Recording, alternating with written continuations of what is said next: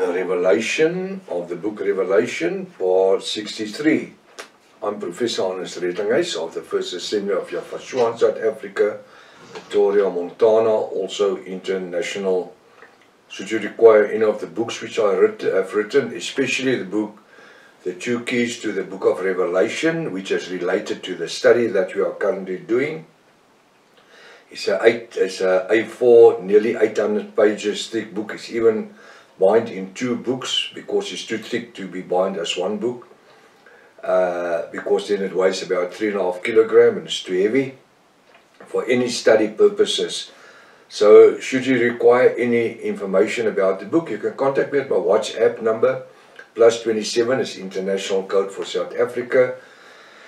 0722 367 124. Just go to my website, https://yahvah.co.za.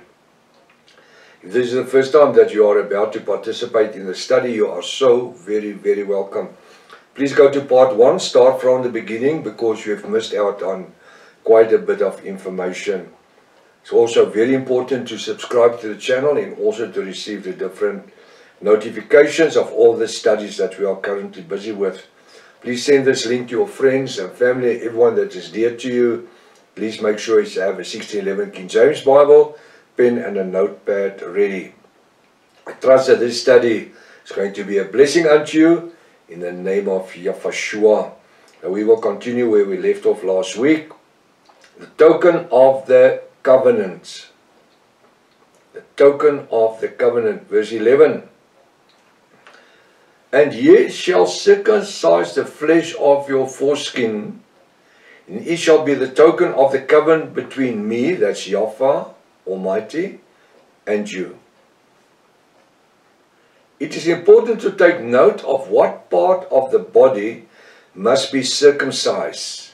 It's not the arm, it's not the hand, no. It's the foreskin.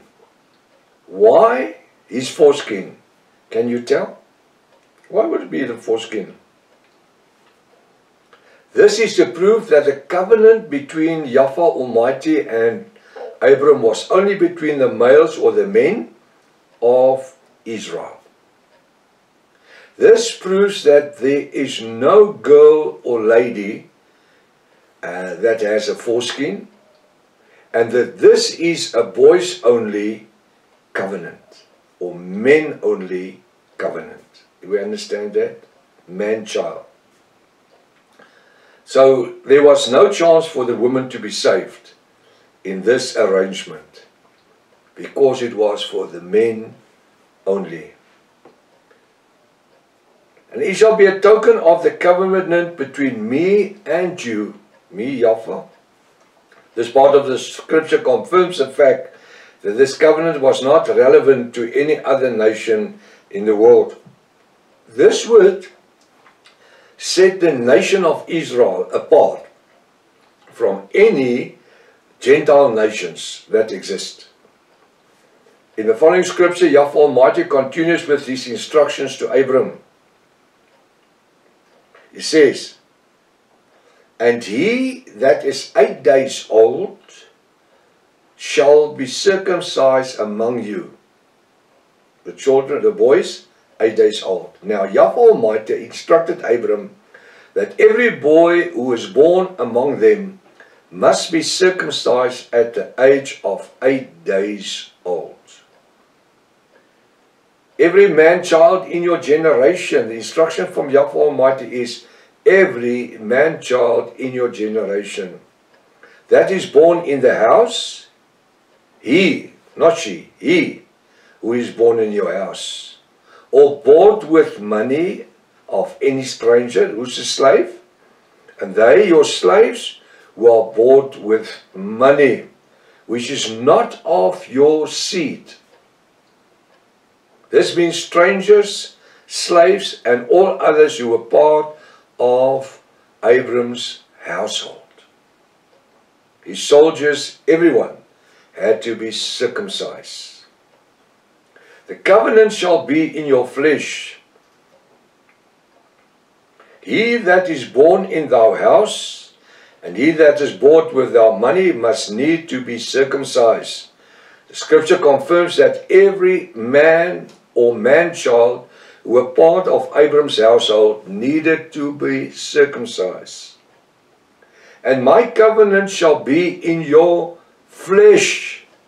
Hallelujah. Not in your spirit or your soul's dimension, in your flesh, your foreskin. As for an everlasting covenant.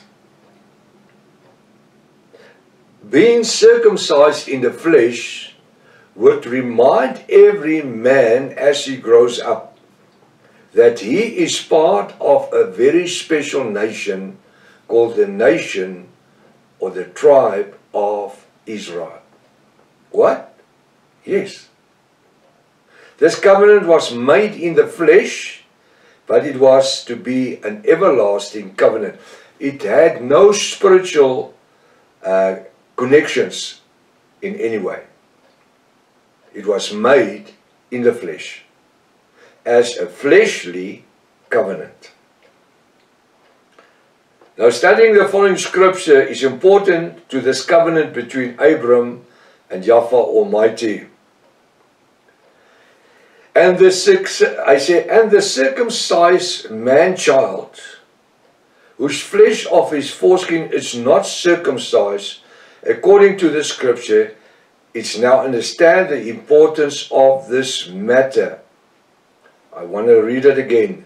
And the circumcised man-child, the babies, whose flesh of his foreskin is not circumcised, thou shalt be cut off from his people. If he's not circumcised, he cannot be an Israelite. Although in the time of Abram, there was no Israelites. It will come in time to come. But he cannot be part of the covenant between Abraham and Yahweh Almighty. He that broke my covenant, because being not circumcised meant you broke the covenant. Now we understand that the sign of this covenant was a circumcision of the flesh or the foreskin. Every man-child 8 days old should be circumcised. Those who did not obey the instructions of this consent was excluded from the blessings and promises that was made to Abram and his seed after him. Understand what was said to Abram makes one understand that the circumcision was only performed on male or boy children. Why? Because the girls do not have a foreskin. That's the reason. Not only that, the women, according to the Old Testament, was sort of slaves unto their men. They had to obey their husbands. Sarah called Abram my Lord, or not Lord, Master, because the word Lord only came later on. Master. And Yahweh today don't expect the ladies they must call us master. No. Women today are equal according to the word. And this is what we will see, how the blood of Yahshua will influence the covenant that was made to Abram by Yahweh only to men. Now my next question. If infant baptism replaced the circumcision, now you must listen. I've said before that especially the Catholic Church came with this statement to say that infant baptism replaced the circumcision in the modern age as a sign of Yahweh our Elohim's covenant with Abram. So today they don't, the Catholics doesn't circumcise. The Protestants doesn't circumcise. A lot of them They baptize babies. Where does it come from? It comes from the Roman Catholic Church. Now I want to know why.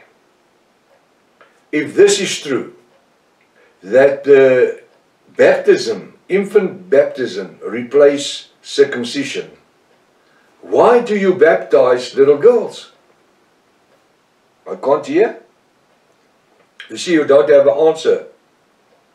Why do you baptize little girls? The sign of the covenant was only with man or boy childs. If the above argument is used, then baptized or christening girls is totally unscriptural. Oh, but the children receive the sins of the third and the fourth generation. The Bible says of those that hate Jaffa. That's ungodly people. People that christen their children must be Christians, at least, as they call them. Although baptism or immersing is not for children, Mark 16 verse 16 says, he that believeth shall be immersed, shall be baptized. He that does not believe shall be judged. Immersing is not for babies. They don't have sin. They don't have sin. But you see, that became church tradition. Oh yes, it replaced the circumcision. Why baptize little girls? This must make you think. Oh, that's our church tradition. Forget about your church tradition. If it's not scriptural, it's not scriptural. If you know the history of baptism, you will know that child baptism comes from paganism, which played a part in the time of Semiramis and Nimrod, the queen of heaven, the sun god, and Semiramis, the sun god Nimrod, and his mother Semiramis, the queen of heaven. And it also played a role even in Egypt. Bacchus. The next argument is used to justify infant baptism. All children are born with sin. All children are born with sin. To discover the truth or lies about the subject will mean that we'll have to explore different avenues. Studying the word of Yahweh our Elohim, we need to look at different theological documentation, such as books that are used by certain churches and denominations that justify infant baptism, also known as christening. The question is, are all infants born with sin? Not in sin, with sin.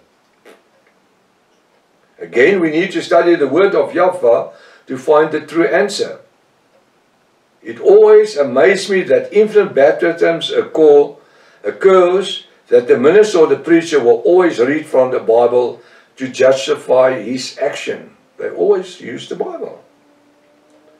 You see, the people that stands there does not know the scriptures.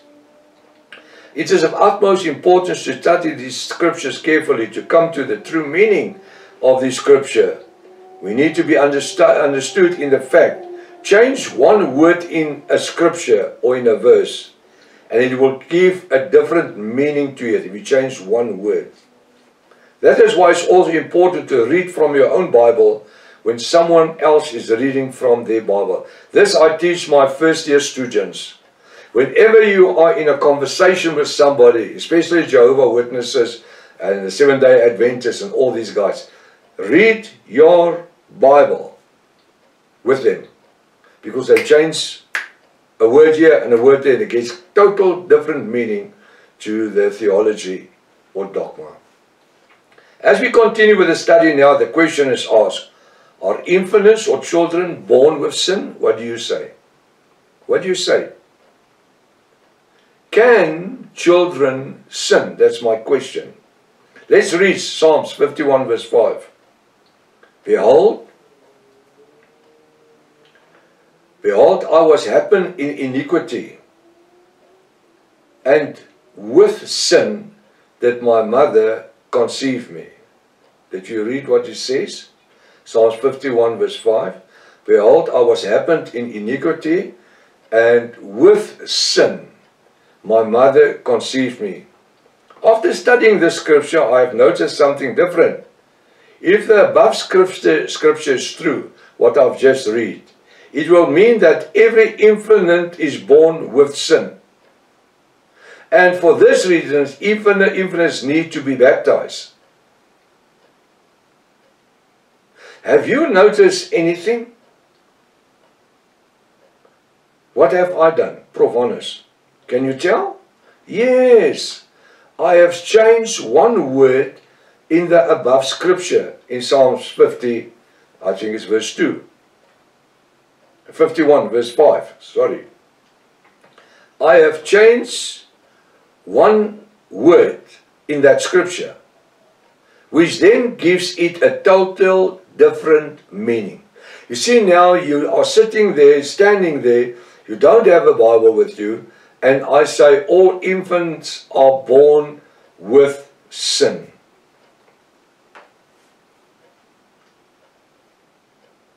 I'm going to compare the scripture with the Bible. Psalms 51 verse 5. Behold, listen. When I read it the first time, I said they were born with sin. The Bible says, behold, I was happen in iniquity, and in sin, not with sin. In sin. I changed the word from in to with, because that's what most of the reverends does. They change the word, and the priest and all this guy. I say, and in sin my mother conceived me. According to the second scripture, it states, and in sin did my mother conceive me. What have I done? In the first scripture, I have the word in. I changed the word in to with, which have exactly the opposite meaning. If a child is born in sin, it means he or she is born in a world of sin. This does not mean that the infant has any sins. No, no, no, no, no, no. Every child is born in a sinful world. He's not born with sin in a sinful world. He's born, or she is born, in the surroundings of a sinful world. That does not make them sinful, because that little baby hasn't got a clue he or she even exists. Most of the time when infants are baptized, when reading the scripture according to Psalms 51 verse 5, most of the ministers, preacher will carefully change the word of the scripture without even you knowing it. He will change it from in to with sin. Immediately this makes the parents understand that your child is born with sin. That is why infants need to be baptized. I just like to change my statement. If I say to you that I live in South Africa where there are AIDS, does this mean I have AIDS and everybody else have AIDS? No, no, no, no, surely not. Being born in a sinful world does not mean that the infant have sins. Like I've just said, there is AIDS in South Africa and the rest of the world. And being born in South Africa doesn't automatically say that I have AIDS. You understand that? I must be active in certain actions to receive AIDS. I'm sure you understand normal English. What did Yahweh himself teach about children? Let's just read what is written in the scripture. The mothers brought the children to Yahweh. Mark 10 verse 13 to 16. Mark 10 verse 13 to 16. Very interesting the studies, eh? See how the church lies. And they, the mothers, that's now Mark 10, 13. And they, the mothers, brought their children to him. Who's him? That's Yahweh, that he should touch or bless them. And his disciples rebuked those that brought them, the mothers. It's important to note that the mothers did not brought their children to Yahushua to be baptized. No. They came to Yahushua for him to touch or bless them. Under no circumstances were any water playing a role in that action. There was no watering which were part of the ceremony. All he did, he laid his hands on them, prayed for them, and blessed them. His disciples rebuked those that brought them. What? Yes. The disciples of Yahushua hindered or stopped the mothers who brought their children to Yahushua. How can anybody do this? Let's study the following scripture. Unto them belongs the kingdom of Yahweh, my Father. But when Yahushua saw it, he was much displeased and said to them, his disciples, Suffer the little children to come unto me, and forbid them not. Now listen what he says. For such is the kingdom of Yahweh, our Elohim. According to the scripture, we notice how the disciples of Yahushua will not let the children near Yahushua. Where Yahushua was much displeased with this action. When I study the next line of verse 14, I notice some arrogance, irritation. I notice some irritation in the voice of Yahushua. He says, Suffer the little children to come unto me, and forbid them not. Why? Making the next statement will make infant baptism total unnecessary. Why?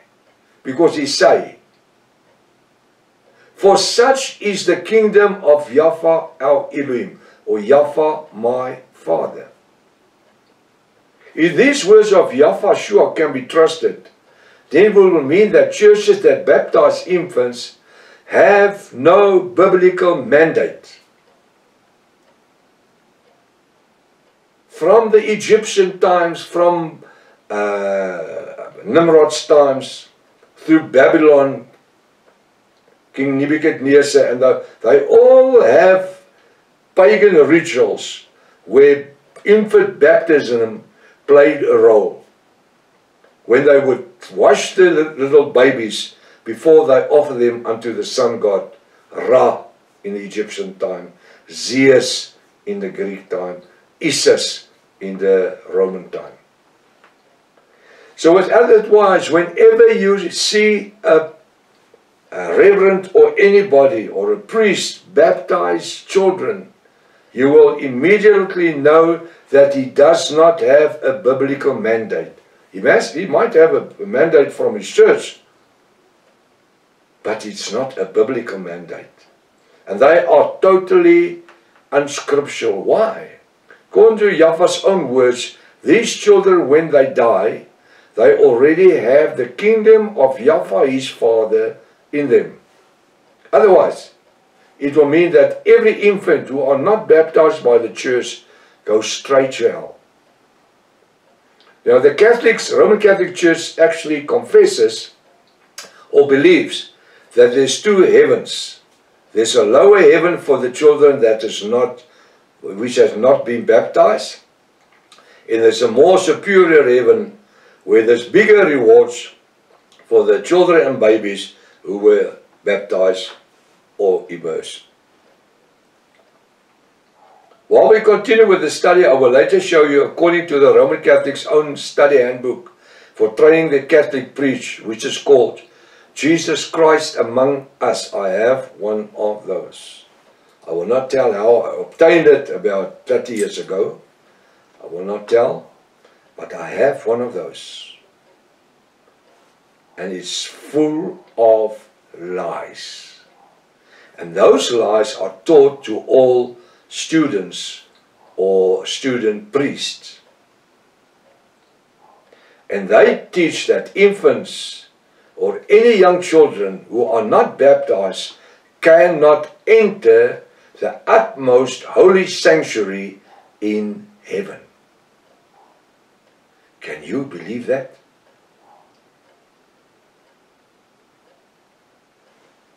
How is it possible that Yahushua, according to the above scripture, said that the kingdom of heaven belongs to every child? So who is lying to who? The church or Yahushua? Every Jewish child, because the women who brought their children to Yahushua must have been Jewish or Hebrews because they were from Judea. Were not Gentiles. These Jews or Hebrew children were most probably circumcised, all the boys already. They were definitely no Catholic Protestants or charismatic children under them, because the Catholic Church only originated 34 after Yahushua died. Protestantism only originated in the 16th century and the Charismats only in the 20th century. So it's impossible that the children needed to be baptized, because it occurs in 3 different time periods. We will now read the scriptures according exactly as Yahushua said it. Accept it as a child. Mark 10 verse 15 and 16. Verily I, Yahushua, said unto you. When he says verily or verily, verily, it means Yahushua swear. Verily I, Yahushua, look at my fingers, said unto you, who shall not receive. He says, let me just read again. Verily I, Yahushua, say unto you, who shall not receive the kingdom of Yahweh Elohim as a little child, he or she. It's not just the man, it's also the woman today. Through grace. Through grace. He or she shall not enter therein. Now, as the study continues, we will see how a woman will gain the right to the promises of Father Abraham, which he gave only to the men-childs. Whenever I read verily or verily, verily, immediately I know it means that Yahushua was swearing by his Father to enforce a statement he is making. Now Yahushua explained what needs to be done. Receive the kingdom of Yahweh his Father as a little child, we shall never enter therein. He says we must receive the kingdom of Yahweh his Father as a child, or otherwise we shall never enter therein. Just in short, what do you understand about the term the kingdom of Yahweh my Father? What do you say? There are more than 100 different scriptures in the Bible referring to the kingdom of Yahweh my Father. But I'm only going to use a few just to confirm my statement. Who or what is the kingdom of Yahweh Almighty? What do you say? Come, help me quickly. Who or what? Matthew 6 verse 10. Thy kingdom come. Thy will be done. We can carry on with it. Thy kingdom come. Yahweh's kingdom. Matthew 13:38. The good seed are the children of the kingdom of Yahweh. Continue. I'm not reading the whole scripture. I'm just drawing your attention to the important part. Matthew 13:38. The good seed are the children. It doesn't mean the babies that we just spoke about. The bride is the good seed, of the kingdom of Yahweh our Elohim. Luke 12:31. Luke 12 verse 31. First seek the kingdom of Yahweh our Elohim and his righteousness. What is his righteousness? First seek the kingdom of Yahweh our Elohim and his righteousness. Every one of those scriptures, these scriptures, and the many we have not studied, has exactly the very same message. The kingdom of heaven is nothing else than everlasting life. Do you agree with me? For sure. The kingdom is nothing else than everlasting life. Now what I'm going to do, I just want to handle the next one part here. If everything in the statement is true, what have these children in them other than eternal life? So if a child dies, he goes to heaven, whether he's been baptized or not, which is the kingdom of Yahweh, our Elohim. Surely, according to the word of Yahweh, our Elohim, infants and children do not have any sin in them that can prevent them from entering heaven when they die. According to the word of Yahweh, our Elohim, they have everlasting life, whether they've been baptized by any church or not. Now what I'm going to do, I'm going to stop right here, because it's so interesting.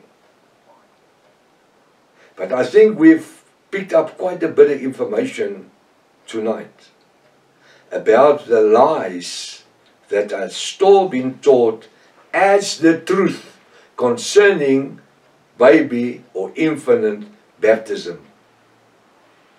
Not once in the 1611 King James Bible, the restoration of the original Sacred Bible, you will show me one scripture where a child was ever baptized.